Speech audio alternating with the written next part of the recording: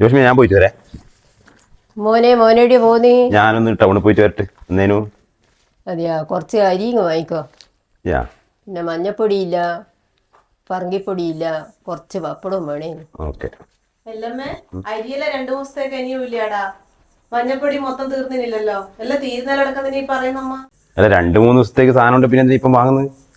അതിൻ്റെ ഇടയ്ക്ക് പൈസ കുറേ അധികമൊന്നും ഇല്ല കേട്ടാ. നിങ്ങളെ പഴയ കാലം എന്നല്ല, അതെല്ലാം മാറി. അതല്ല മോനെ, സാധനം എപ്പം വീട്ടിൽ സ്റ്റോക്ക് വേണം. എപ്പോൾ ആവശ്യം വരുന്നതെന്ന് പറയാൻ കഴിയില്ലല്ലോ. നിങ്ങൾ ഭാരിച്ച കാര്യം നിങ്ങൾ ആലോചിക്കില്ല കേട്ടാ. പൈസ ചിലവാക്കുന്ന ഞാനല്ലേ, തീരുമ്പം കൊണ്ടുവരാൻ എനിക്കറിയാം. കുറേ പഴയടിയും. ഓ, ഇത്ര സമയമായത്. വിശന്നിട്ട് മനുഷ്യൻ്റെ കുടൽ കരിയും. അമ്മയാണെങ്കിൽ കൃത്യസമയത്ത് ഭക്ഷണം തരുന്ന. അല്ല ജോഷമേ, ഓടുത്തോ ഇത്.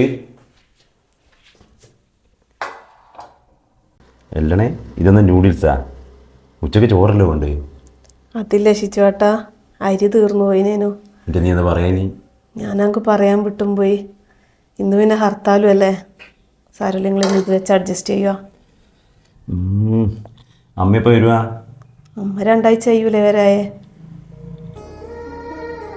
അതല്ല മോനെ, സാധനം എപ്പം വീട്ടിൽ സ്റ്റോക്ക് വേണം. എപ്പോൾ ആവശ്യം വരുന്നതെന്ന് പറയാൻ കഴിയില്ലല്ലോ.